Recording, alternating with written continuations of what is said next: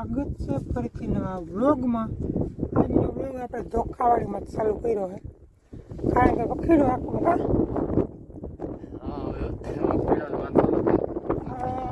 હાલે એવી નાની ઉજી ગઈ છે અને હરુડા બહુ હલ્યો તમને એને મોરે કીધું હતું. અને વરસાદ તો હાવ બગાવી ગયો, એ સવાર જેવો પડ્યો, પાછો એક સાટો નથી પડ્યો, હાવ ખુલ્લું થઈ ગયું, ઉનાળા જેવું થઈ ગયું. તો વિડીયોમાં બના રહેજો, ચેનલમાં નવા તો સબસ્ક્રાઈબ કરી લેજો. મેં જરાક ફિટ કરી લઈ બધું હરખો.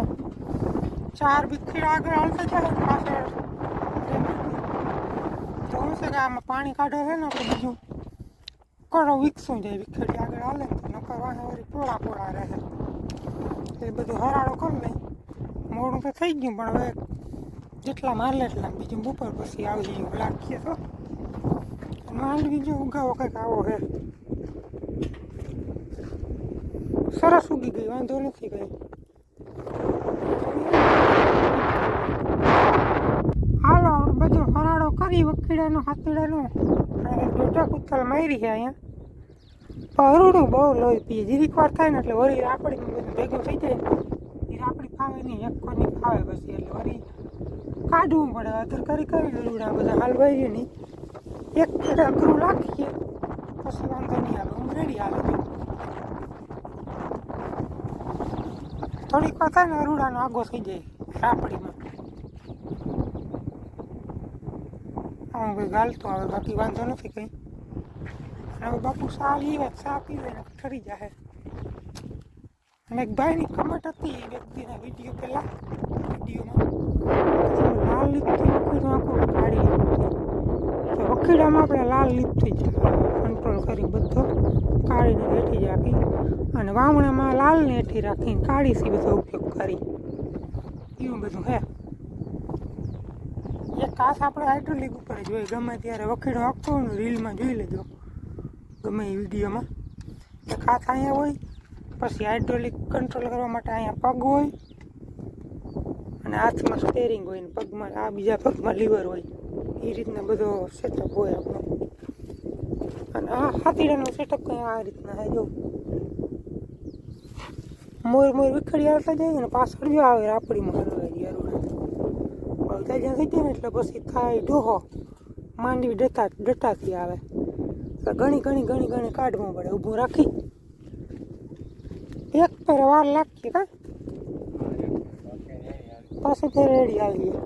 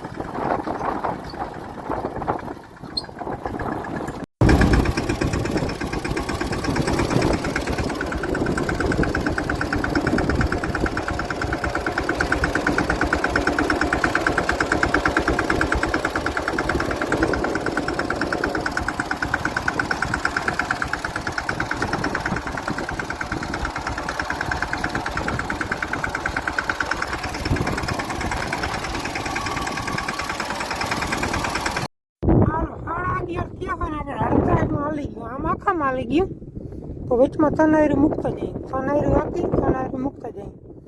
એનું કારણ છે જો આમ પાસે લઈને તો એકમાં વધારે ફાવતું, એટલે હવે બેયમાં આકલ જ આવીએ સાઈડના રેમાની.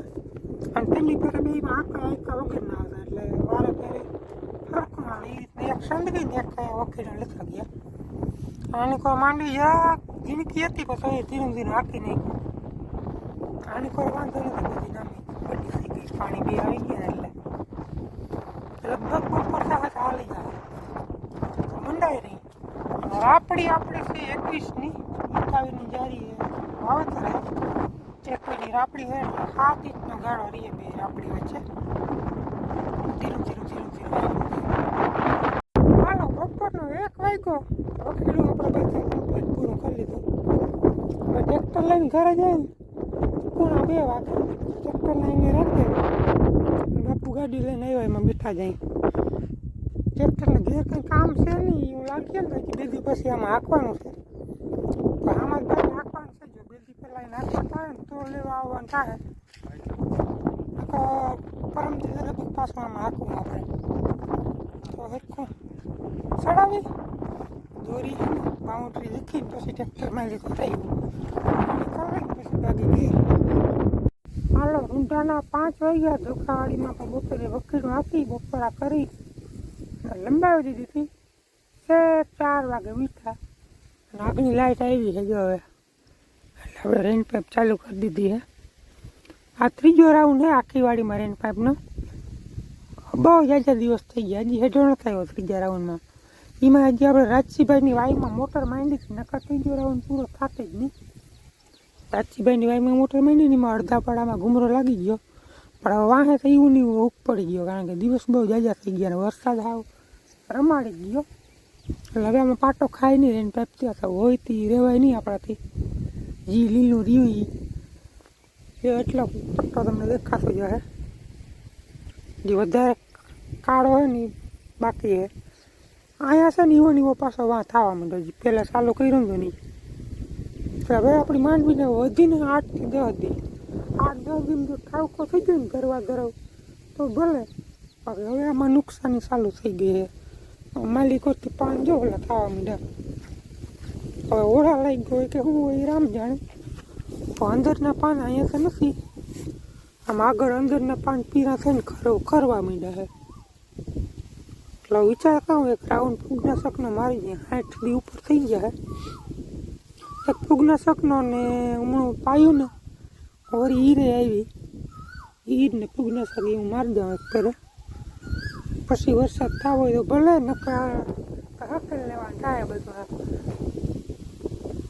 બહુ ટાઈમ ભઈ ગયા, 2 મહિના માથે થવા થઈ ગયું. એટલે હવે છે ને વધીને 8 થી 10 દી ખેંચી માંડવી સાયા જેવું હોય તો વાંધો નથી, બાકી બપોર તો હાવ ગોટે વરે આવું કંઈક હાલે. હવે આ શું છે પાટલા ભૂટકી ગયા ને એટલે અડી જાય ને એમાં ન્યા પડ્યા રાખે પાણી ડાયરેક્ટ અડી જાય ત્યાં. એટલે હવે રેન પાઇપની મેળ ના આવે. આ તો સેલનો એટલો ગરકો હતી ફેરવી લઈ પછી રેન પાઇપ હકેલી જ મૂકી દેવી, પછી સૂટ મોઢે પાવું જી પીએ ખાટલા વાર તો ખાટલા વાર.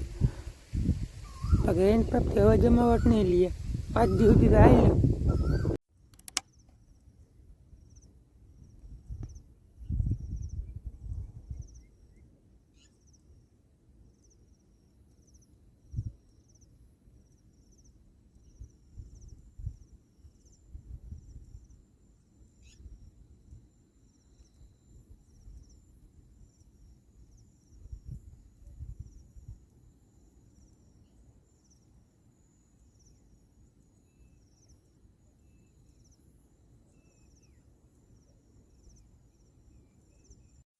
મિત્રો વાગી ગયા સાંજના 9:30 અને વ્યારું પાણી કરીને આવી ગયા આપણે ધોખાવાડીમાં. ઓલો તમને જે આગળ ક્લિપ જોઈ ને વિડીયોની પરમદીની હતી. પરમદી ટૂંકમાં 9:30 પોણા 10 હા પોણા 10 જેવો સમય થયો છે સાંજનો અને 7 થી 8 ભૂંડડા આવ્યા હતા. જોકે આપણી વાડીમાં નહોતા આવ્યા, આમ ટીચોડા બોલે એટલે ખબર પડી જાય ઘેરો આવતો હોય ને એટલે હજી આપણે રખોલાવાળી કાંઈ થશે જ જ્યાં સુધી વરસાદ નહીં થાય ને ત્યાં સુધી વાવણી જીવો ત્યાં સુધી રખોલો રાખવું જોઈએ. હવે આપણે એટલા દી રાખ્યું કઠોળ થઈ જાય થોડાક દી પછી થોડીક આપણે માંડવી ઉડી થઈ જાય ને તો વાંધો ના આવે. નકા ગજનું હવે હું બીતાઈને જડે નહીં ઉગી ગઈ એટલે તો એ ખોતરાડીને બગાડે આયરું એટલે થોડાક દી કઠો થઈ જાય. હજી આવે ગુંડલા કંઈક સળી આવે. પરમદીમાં હતા, બાકી 2-3 દી નતા આવ્યા. કાલ વળી બાપુ આવ્યા હતા રખોલે, આજ મારો વારો. બસ તો રખોલાવાળી કાલ જ્યાં સુધી વરસાદ ન થાય ત્યાં સુધી રહેવાની છે.